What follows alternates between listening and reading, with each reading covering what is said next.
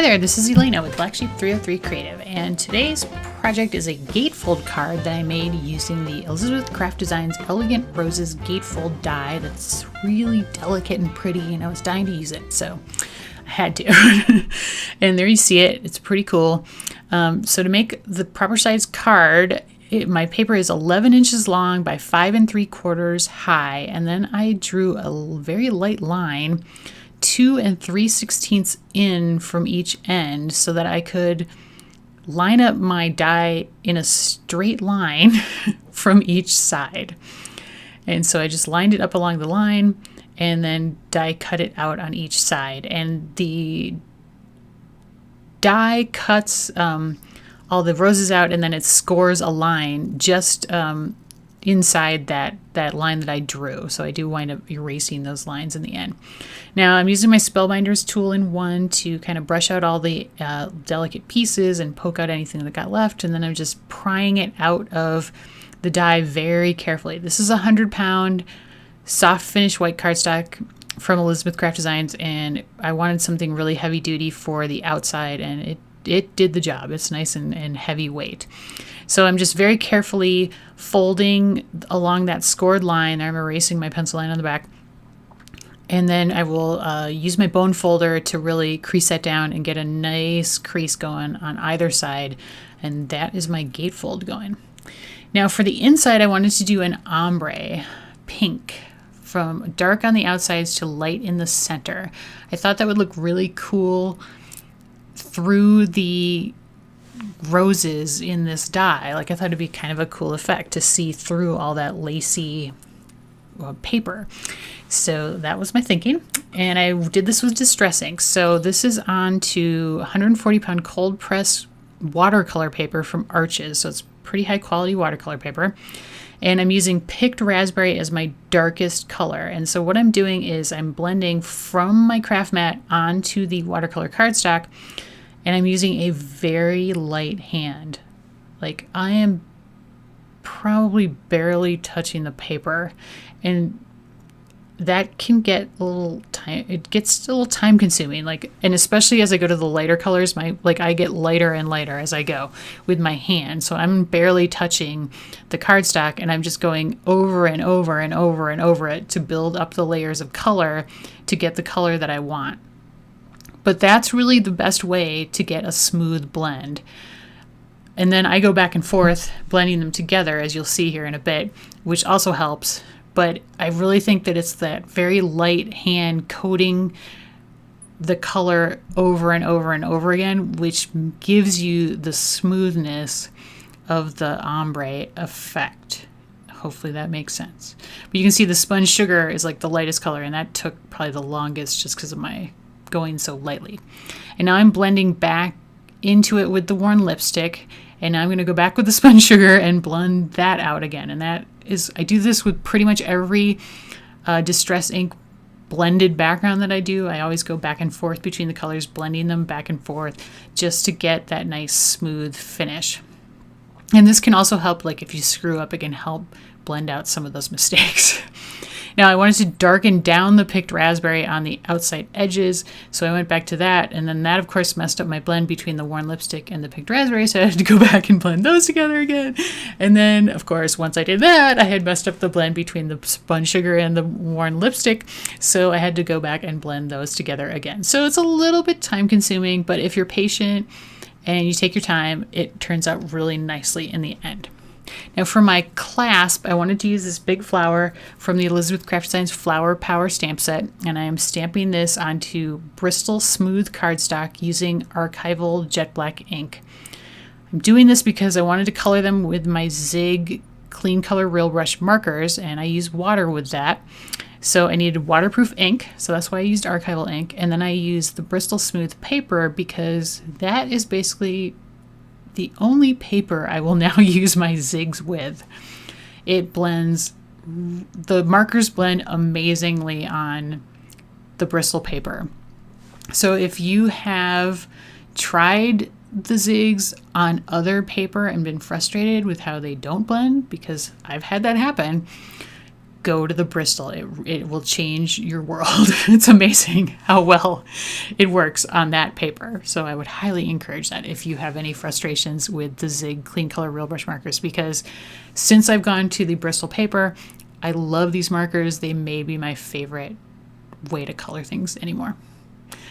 But going to the colors that I'm using, I am using 3 shades of yellow. So my lightest shade is 51 Lemon Yellow. So I start off and I add that sort of towards the middle, and then I use my water brush by dipping it in water. It doesn't have any water in it, and spreading the color out so it goes lighter towards the outside edges. And then I used 50/50 yellow, which is slightly darker, to add some shading here and there. And then as I go, especially towards the outer petals, I add in more 52 bright yellow, which is actually the darkest color, and I just put it down there. It's kind of orangey, to add even more shadow.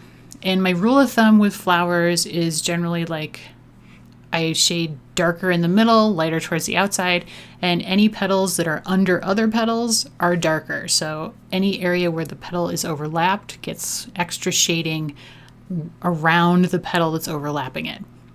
And then any part of the flower that is flipped over, so you're seeing the underside of the petal, is the lightest. And that's sort of my rule of thumb, and it works out very well normally, unless I'm thinking specifically about some kind of light source. And then I added a little bit of 65 mid brown to my center to fill that in.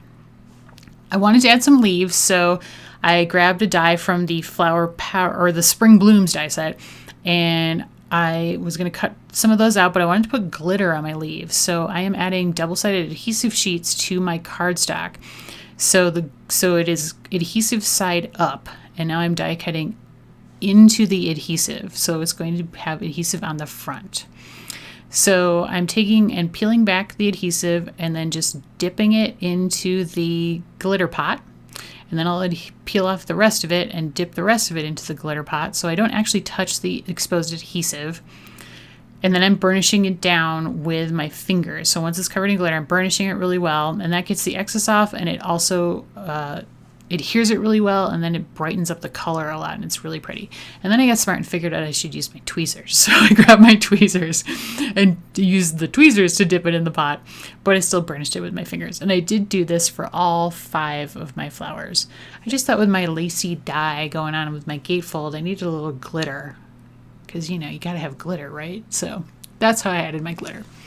So to adhere these to the back of my flower, I'm using some double-sided adhesive tape, and that does 2 things. First, it adheres the leaves down, and then it also works to adhere the flower to the gatefold die portion very nicely.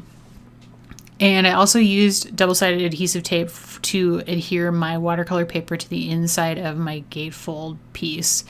And that was 10 millimeter Elizabeth Craft Designs double-sided adhesive tape, which is super strong. I needed a really strong adhesive to hold that heavy watercolor paper inside that card.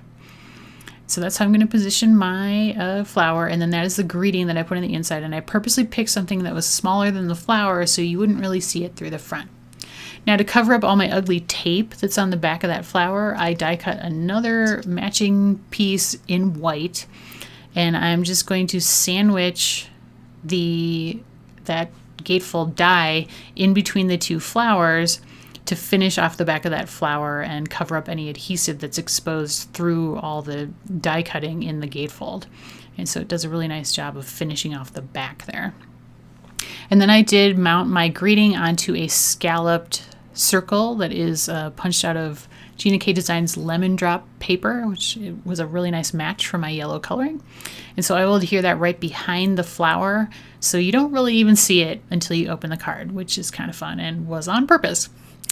And then to seal it closed, because I didn't want to stay shut, I grabbed some Velcro, and these are little squares of sticky back Velcro, and I cut like a sort of a strip off of one square, and it has a fuzzy side and a grippy side. I'm sure those are the technical terms.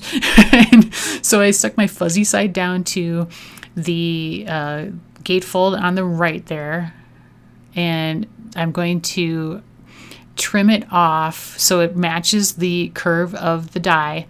And then any exposed adhesive that's showing through the die cut pieces, I will take some baby powder and a brush and just rub it onto the exposed adhesive, and that takes the sticky off very nicely. So it sticks to the die, but it does not stick to the inside of the card.